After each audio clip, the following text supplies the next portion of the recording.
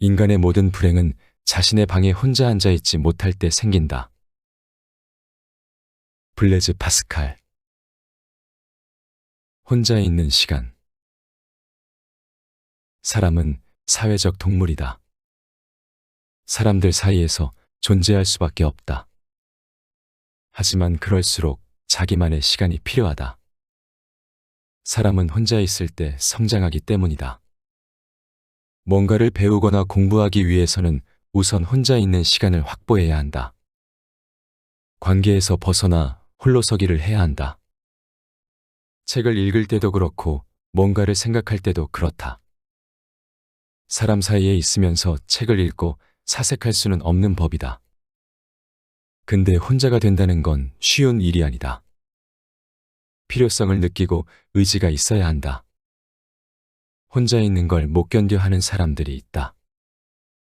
시간만 나면 어딘가 전화를 하고 카톡을 보내고 자꾸 약속을 만들고 모여야 안심하는 사람도 많다. 그게 잘 사는 것으로 생각한다. 어떤 그룹이든 속하려고 애를 쓰면서 자꾸 그런 모임을 만든다. 과연 그게 바람직할까? 괄목상대란 말이 있다. 볼 때마다 상대의 발전된 모습에 놀라 눈을 비비고 다시 보게 된다는 말이다. 괄목상대할 만한 사람이 되기 위해서는 혼자 있을 수 있어야 한다. 그래야 자신을 차분히 돌아볼 수 있다. 이때 가장 필요한 것이 바로 독서이다. 밥을 먹지 않으면 살 수 없고 운동하지 않고는 몸을 만들 수 없듯이 독서 없이 성장하는 것은 불가능하다. 성장을 위해서는 매일 독서해야 하고 손에서 책을 놓지 말아야 한다. 그래야 발전할 수 있다. 괄목상대란 말의 유래 자체가 바로 책이다. 무식했던 여몽이란 사람이 공부하라는 친구의 충고를 받은 후 매일 책을 읽어 오랜만에 만난 사람이 깜짝 놀랐다는 것에서 유래한 것이다. 자신을 변화시키는데 독서만한 방법은 없다. 지속적으로 독서하는 사람과 하지 않는 사람은 세월이 흐른 후 큰 차이가 난다. 글을 쓰는 것도 좋은 방법이다. 글을 쓰면 나도 모르게 생각이 정리되고 차분해진다. 모두 자기만의 시간을 확보할 때 할 수 있는 일들이다. 책을 읽고 글을 쓰면 좋다는 것을 모르는 사람은 세상에 없다. 하지만 이 쉬운 일을 정작하는 사람은 별로 없다. 왜 그럴까? 바로 시간 부족 때문이다. 운동을 못하는 것도, 책을 읽지 못하는 것도, 글을 쓰지 못하는 것도 다 시간이 없기 때문이라고 말한다. 그렇다면 언제쯤 시간을 낼 수 있을까? 그런 날이 오기는 올까? 아마 영원히 오지 않을 것이다. 시간을 낼 수 있는 유일한 방법은 우선순위를 바꾸는 것이다. 다른 일을 하고 남는 시간에 운동하고 책을 읽겠다는 생각이 전에 여기에 우선으로 시간을 배정해야 한다. 다음은 의도적으로 혼자만의 시간을 갖는 것이다. 우선순위만큼이나 혼자 있는 시간의 확보가 중요하다. 종일 사람들과 어울리면서 공부할 시간이 없다는 건 말이 되지 않는다. 남산만한 배를 미워하면서 운동할 시간이 없다는 것 역시 그렇다. 애들은 잘 때 잘한다고 한다. 어른들은 혼자 있을 때 성장한다고 생각한다. 사람들과 있을 때 배우고 느낀 것을 혼자 있으면서 소화해 자기만의 것으로 만들어야 한다. 그렇기 때문에 가치 있는 시간만큼 혼자만의 시간을 확보해야 한다. 분주한 사람들이 있다. 뭐가 그리 바쁜지 옆에 있는 나까지 정신이 없다. 무슨 모임이 그렇게 많은지 마치 국회의원 출마를 앞둔 사람 같다. 바쁜 것과 유능한 것을 동일시하는 사람도 있다. 주중은 주중대로 바쁘고 주말은 어딘가로 꼭 놀러가야 직성이 풀리는 사람들도 많다. 도대체 가만히 있는 꼴을 보지 못한다. 뭔가 속이 허한 사람들이다. 자신과 진지하게 마주하는 것을 두려워하는 사람들이다. 관계 속으로 도피하려는 사람들이다. 최근 얼마나 자주 혼자만의 시간이 있는가? 혼자만의 시간에 무얼 하는가? 혼자만의 시간을 갖길 권한다. 그때 우리는 성장한다.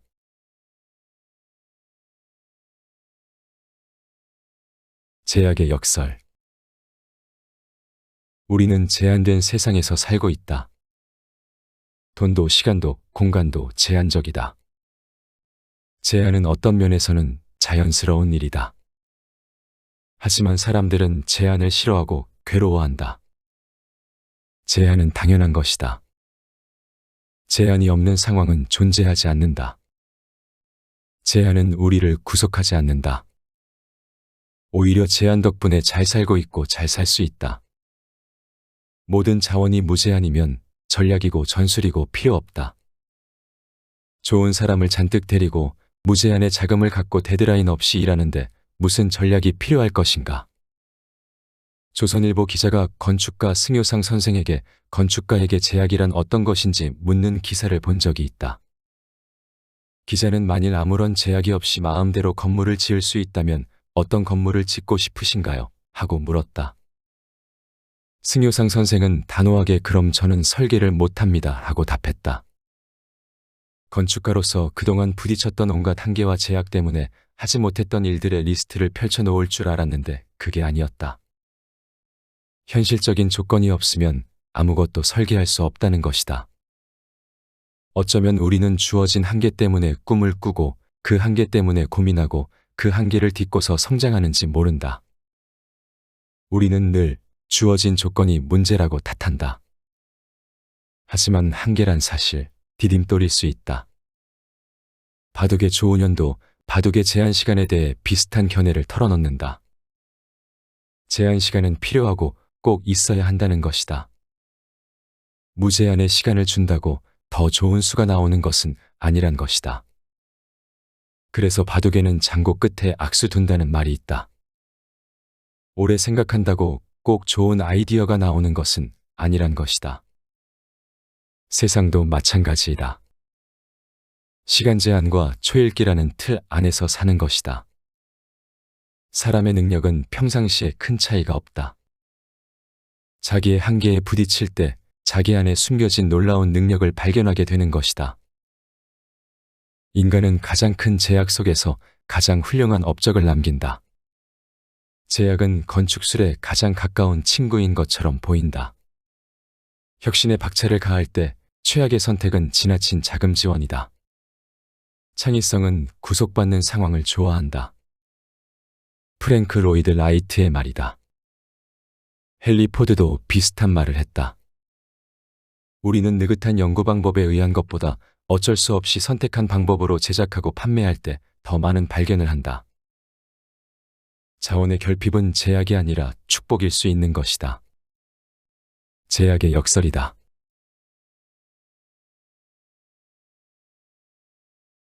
실패의 역설. 사람들은 실패를 두려워한다. 실패하면 무슨 죄를 지은 사람처럼 살아야 한다고 생각한다. 실패하지 않는 방법이 있긴 하다. 아무것도 하지 않고 시키는 일을 딱 기본만 하는 것이다. 규정에서 벗어난 일은 절대 하지 않는 것이다. 절대 새로운 일에는 도전하지 않는 것이다. 조금이라도 리스크가 있는 일은 아예 하지 않는 것이다. 삶의 모토를 안정으로 정하고 확실한 거 아니면 아무것도 하지 않는 것이다. 그럼 절대 실패하지 않는다. 대신 아무것도 배우지 못한다. 발전하지도 못하고 지금 사는 것에서 절대 벗어나지 못한다. 아니, 뒤로 후퇴할 가능성이 높다. 실패한다는 것은 지금보다 나아지기 위해 궁리를 하고 뭔가 새로운 시도를 한다는 증거이다. 당연히 실패의 가능성이 있다. 하지만 뭔가를 배울 수 있다. 적어도 이렇게 하면 실패할 수 있다는 사실은 알 수 있다. 실패해봐야 자신이 어떤 사람인지 알 수 있다. 실패해봐야 세상이 만만치 않다는 것도 알고 남의 돈 먹기가 쉽지 않다는 사실도 알 수 있다.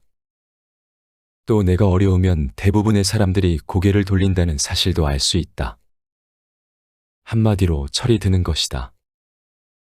한 번도 넘어지지 않고 자전거를 탈 수는 없다. 실패 없이 단숨에 성공하는 것은 불가능하다. 세상의 모든 성공은 실패를 딛고 넘어섰을 때 주어진 결과물이다. 헨리 포드는 첫 자동차에 후진 기어를 장착하지 않았다. 상상이 되는가? 마이클 조던은 고교 시절 농구팀에서 잘렸다. 이후 그가 농구를 포기했다면 어땠을까? 비틀즈는 데카 레코드사 오디션에서 탈락했다. 존 그리샴의 첫 소설은 16명의 중개인과 10명이 넘는 편집자로부터 모두 거절을 당했다. 만일 이들이 포기했다면 어땠을까? 성공률을 높이고 싶다면 실패율을 2배로 늘려라. IBM을 만든 토마스 왓슨의 이야기이다. 그걸 보면 실패는 성공의 어머니란 사실은 틀림없는 것 같다. 어떤 면에서 가장 위험한 건 한 번도 실패하지 않고 계속해서 탄탄대로를 걷는 사람이다. 이런 사람은 실패에 대한 면역력이 없어 별거 아닌 일에도 힘없이 무너진다. 실패하느냐, 하지 않느냐는 중요하지 않다. 실패했을 때 무엇을 배우고 힘차게 일어나느냐가 중요하다.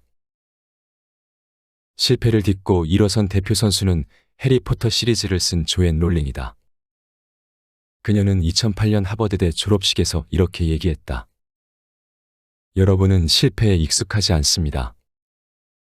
성공에 대한 열망만큼이나 실패에 대한 공포가 여러분의 행동을 좌우할 것입니다. 저는 대학을 졸업하고 7년간 엄청난 실패를 했습니다. 결혼에 실패하고 실업자의 싱글맘인 저는 누가 봐도 실패한 사람이었습니다. 그 시기에 저는 정말 힘들었고 실패의 터널이 언제 끝날지 알 수 없었습니다. 제가 왜 실패의 미덕에 대해 말하려는 걸까요? 실패가 삶에서 필요한 것에 대해 말해 주었기 때문입니다. 저 스스로 기만하는 것을 그만두고 가장 소중한 일에 에너지를 집중할 수 있었습니다. 가장 두려워하던 실패가 현실이 되자 오히려 저는 자유로울 수 있었습니다. 뭔가 하고자 하는가? 가능한 한 빨리 실패하고 거기서 빨리 배우고 그걸 고치면서 나아가라.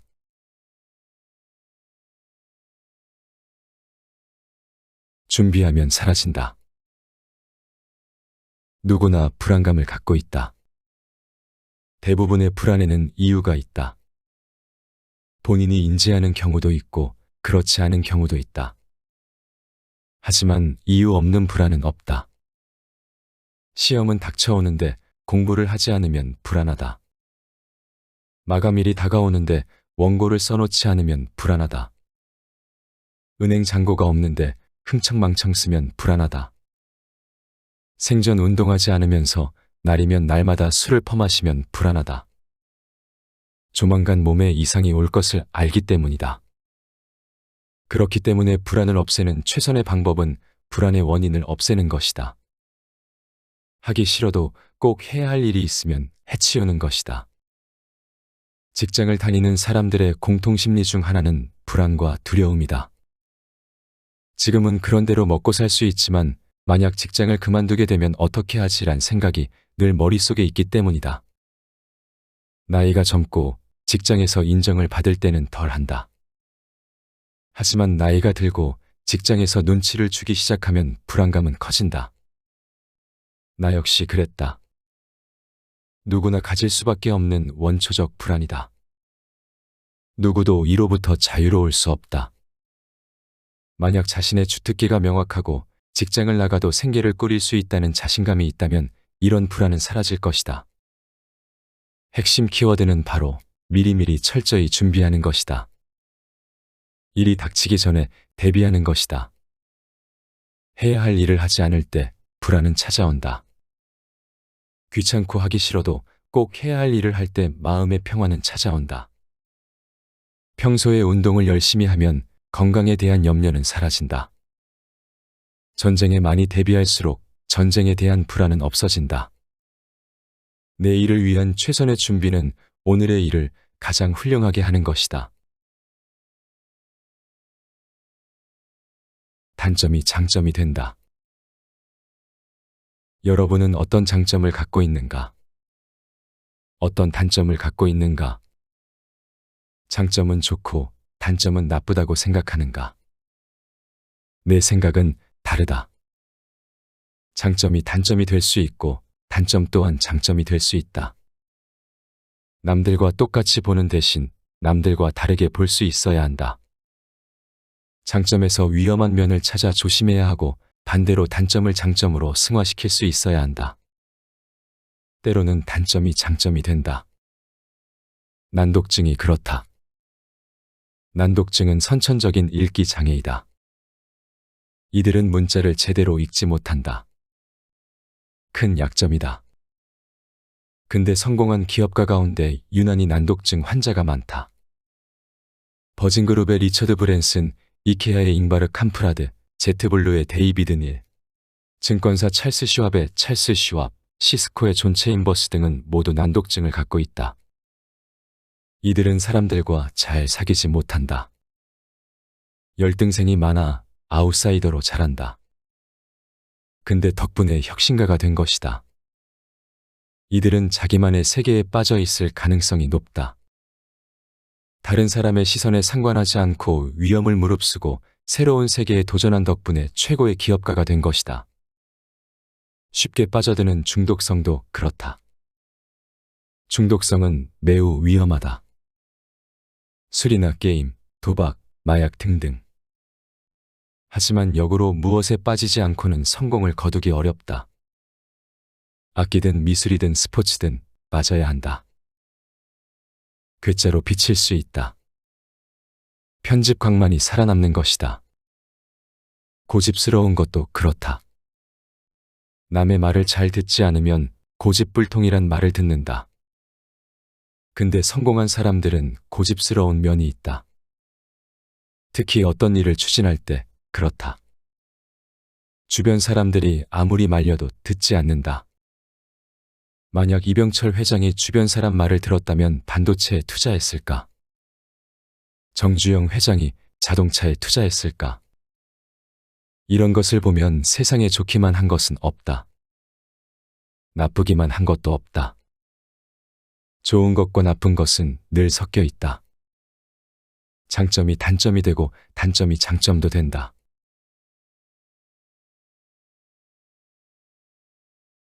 지식의 역설. 1980년대 하버드 경영대학원에서 기업윤리 과목을 채택할 것이냐를 놓고 논의를 했다. 채택하지 않기로 했는데 이유가 재미있다.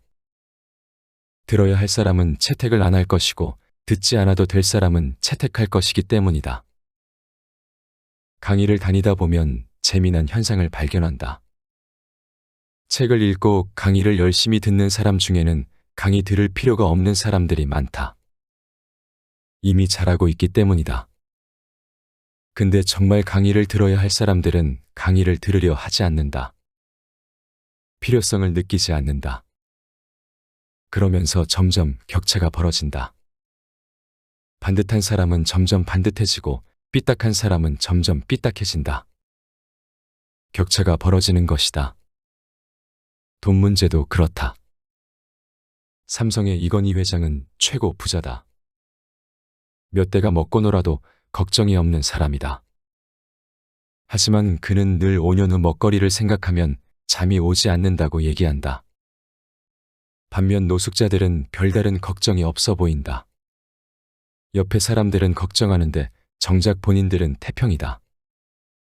정말 걱정되는 사람은 걱정이 없어 보이고 걱정이 필요 없을 것 같은 사람은 걱정하니 참 세상은 요지경이다.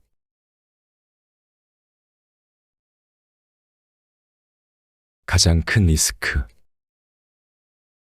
불황에 취직이 잘 되지 않으니까 공무원 시험에 사람들이 몰리고 있다. 일반 기업에 다니던 사람들도 회사를 그만두고 다시 공무원 시험을 준비하기도 한다. 가장 중요한 이유는 안정적이기 때문이다. 일반 기업은 망할 가능성도 높고 이른 나이에 잘릴 수도 있다. 하지만 공무원은 60세까지 직업이 보장되기 때문이다. 난 이런 얘기를 들을 때마다 여러 가지 의문점이 생긴다. 그들이 생각하는 안정이란 무엇일까? 내가 생각하는 그들의 안정은 이렇다. 취직만 하면 아무런 노력을 하고 싶지 않다. 남들이 만들어 놓은 규정대로 딱 정해진 시간만 일하겠다. 그 일의 성과나 보람 따위는 나와는 상관없다. 난 그저 60까지 월급을 꼬박꼬박 받는 게 목표다. 좋다. 그런 생각을 할 수는 있다. 근데 과연 이런 바람이 현실성이 있을까? 아무리 철밥통 공무원이라도 이렇게 별다른 노력을 하지 않고 30년을 버틸 수 있을까? 쉽지 않을 것이다. 일반 기업보다 조금 사정이 나을 수는 있지만 생산성 향상의 압력을 피할 수는 없다. 공공조직도 생산성이 떨어지면 구조조정의 압력을 받게 될 것이다. 조직이 살아남고 개인도 60세까지 월급을 받는다 쳐도 그렇게 사는 게 바람직하지는 않을 것이다. 무엇보다 인간으로 별 보람을 느끼지 못할 것 같다. 이런 삶은 노예의 삶과 다를 바 없다. 보람, 성장, 향상 같은 단어와는 아무 상관이 없는 삶이다. 하기 싫은 일을 억지로 하면서 매달 돈을 받는 삶이 우리가 꿈꾸는 삶은 아닐 것이다. 회사를 나온 후에도 문제가 된다. 그렇게 발전하지 못한 사람에게 제2의 삶은 존재할 수 없다. 30년 동안 아무 발전을 못한 사람을 필요로 하는 조직은 없기 때문이다. 변화 속도가 점점 빨라지고 있다. 지식의 반감기도 짧아지고 있다. 제품의 라이프 사이클도 짧아지고 있다. 그런 시대의 안정을 추구한다는 것 자체가 말이 되지 않는다. 태풍의 파도가 치는데 자기 배만 가만히 있기를 기대하는 것과 같다. 이럴 때 최선은 변화 속도에 맞춰 자신도 끊임없이 변화하는 것이다. 존재하지 않는 것, 존재할 수 없는 것을 추구하는 것만큼 허망한 일은 없다. 세상이 변할 때는 같이 변해야 한다. 그럴 수밖에 없고 그렇게 하는 것이 유리하다. 길이 미끄러울 때는 미끄럼을 타는 것이 안정적인 것과 같은 이치이다. 세상의 리스크를 좋아하는 사람은 없다. 변화를 즐기는 사람도 없다. 대부분 안정을 원한다. 근데 세상에는 안정 대신 리스크만 존재한다. 리스크를 줄여야 한다. 리스크를 줄이는 최선의 방법을 알고 있는가? 리스크를 과감하게 껴안는 것이다. 반대로 가장 큰 리스크는 리스크를 지지 않으려고 아무것도 하지 않는 것이다. 당신은 현재 어디에 속하는가?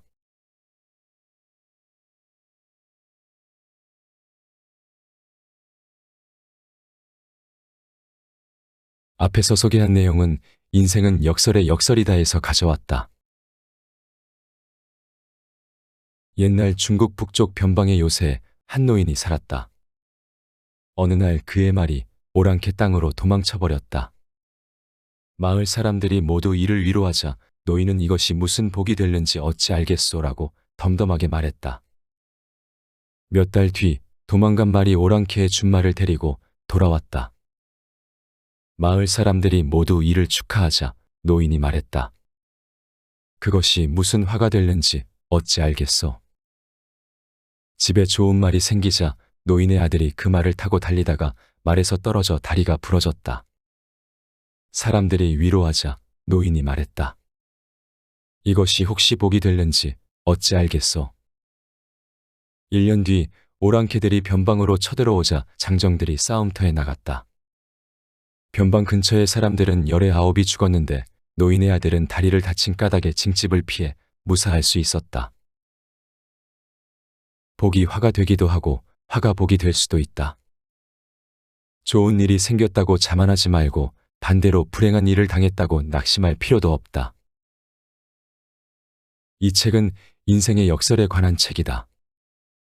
인생은 직설적이지 않고 평면적이지 않다는 것을 역설로 설명한다. 그럼으로써 다른 관점에서 보게 하고 극과 극을 보게 하고 양면을 살펴보게 하고 그 이면을 들여다보게 한다. 기쁜 일에 너무 기뻐하지 말고 슬픈 일에 너무 슬퍼하지 말라는 것이다. 위로를 주고 힘을 준다. 또한 복이 화가 되고 화가 복이 될 수 있다는 것을 알려준다. 저절로 고개가 끄덕여지고 겸손해진다. 인생을 살아가는데 새겨두어야 할 지혜들이 담겨 있다.